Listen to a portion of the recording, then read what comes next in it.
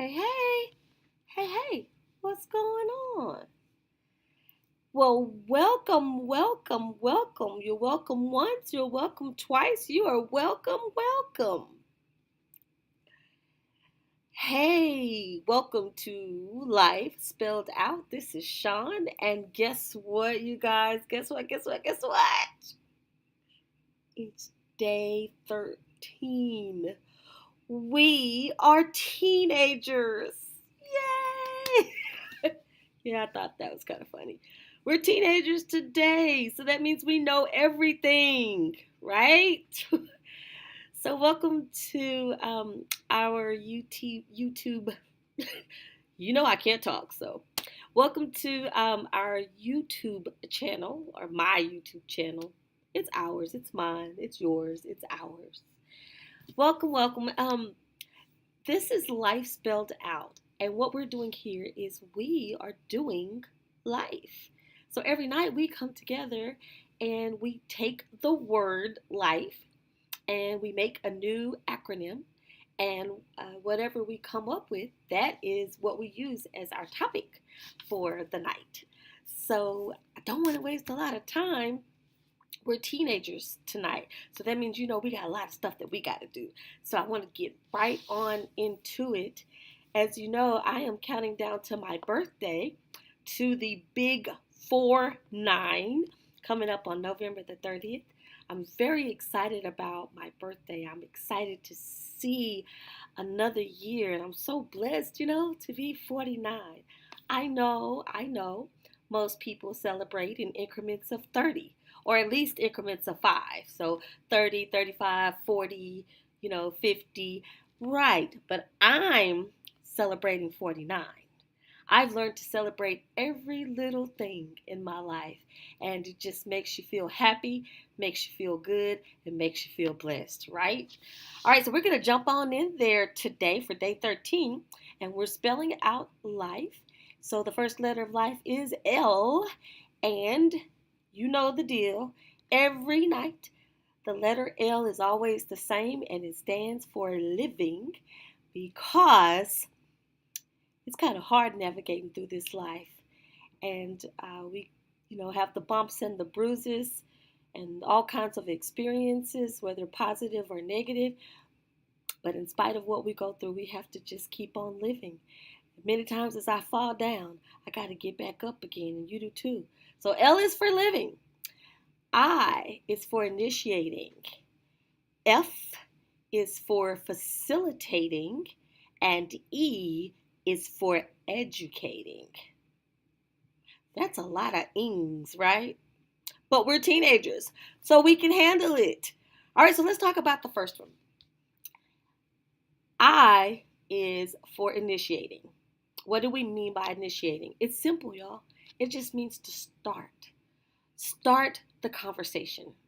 If you have not already talked to your family, your household, your close friends, your close circle, then it's a good time to do that. I mean, you have to go on your own timing, but it's good to do that so that they can understand and so that they can better support you as well. So, initiating just simply means initiating, starting the conversation. Facilitating, that's our F for tonight. Facilitating simply means just to make it easy and to continue that conversation. You're not going to be able to just have one conversation with your friends and family and say, hey, my name is Sean and I'm depressed. Check. Wow, wish it was just that easy. But it's not. Once you have that initial conversation, there probably are going to be questions that come up. And sometimes the questions are direct. So, Sean, when you're depressed, what happens? Sometimes they're going to be indirect. You okay? So, what's going on? So facilitating just means make it easy. Be approachable. That also makes it easy. Don't tell them that you deal with this and then shut down on people.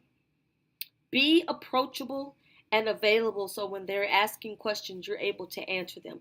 Now, are you going to be able to answer every single question about depression and the ins and outs? Absolutely not. You won't be able to. You just do the best that you can and you tell them what happens, with you. What do you experience? What do you go through? What are some of the things that you do? What are some of the things that you don't do or you won't do? That's facilitating. It's just keeping the conversation easy and also keeping the conversation going. Sharing your truths and continuing to share your truths. As you're facilitating and making it easy, make it easy by telling the truth. Don't, when they ask you a question, don't like, no, tell them the truth. I don't want to take a bath. I don't want to comb my hair. I don't want to get dressed. I don't want to go anywhere. I don't want to hear your voice. I don't want to see your face. It's not that you're being ugly. And y'all, don't be ugly. Don't tell somebody you don't want to see their face. That's ugly. Even if you think it. Because here's the reality. Here's the truth about that. Remember, we said in this facilitating, we're going to be truthful, right? Truthful, that may be true. You might not want to see their face nor hear their voice or this, that, and the other. But don't be ugly. Don't be ugly.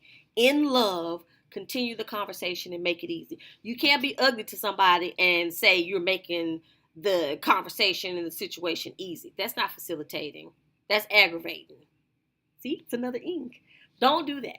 Just make the conversation easy. Make sure that you are approachable. And the last one is E, which is educating. Educating just means giving information, documentation, training. Now, the educating is different than the initiating. Initiating is personal. You're telling about you and your journey with depression. Facilitating is also about you because you're going to be approachable and you're making the conversation easy as you continue the conversations. But educating is not about you. It is about the illness itself. You do know that depression is an illness, right? Yeah, it's an illness. So when the purpose of the educating is so that you don't get those dumb responses. For example, don't you go to church? You have no business being depressed. You go to church. Don't you live in the real big house? Girl, you're so blessed you have no reason to be depressed. Wait, is that your new car out there? Girl, you got a new car and you acting depressed? That's that dumb stuff. That's that dumb conversation. And, a lot of times people really don't mean any harm. They just don't know any better. There's a scripture that says, my people perish for the lack of knowledge. So the educating part is not personally about you. The education part is about the illness. How can you educate without talking about you personally? Get pamphlets. Ask your doctor for pamphlets of information that you can share with your family and friends. I'm sure that you can probably call some facilities or email or write some facilities and say, hey, I would like to get some pamphlets of information so that I can share with my family and my friends to help educate them a little bit more on depression as well as, generally mental illness issues.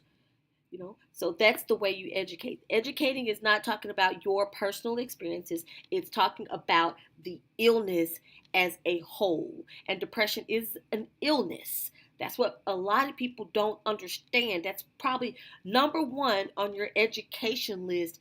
Make sure that people understand it is an illness and no one is immune to it. Whether you're female or male, young, old, rich, poor. You do know there are celebrities, rich folks who commit suicide, who are depressed, and who make statements like, I'm in a room full of people, but I feel lonely. There's celebrities and rich people that's just like that. Mm-hmm, mm-hmm. So with that being said, it's an illness. It's truly an illness. So what do we talk about today? On day 13, we talked about living, initiating, which means starting the conversation, facilitating, which means making the conversation easy, as well as keeping the conversation going. And lastly, we talked about educating, which means getting the information about mental illness as a whole, getting the official information about depression and sharing that information through pamphlets. Also, you can also use my best friend as a resource. You know who my best friend is? Do you know? Do you know? Do you know?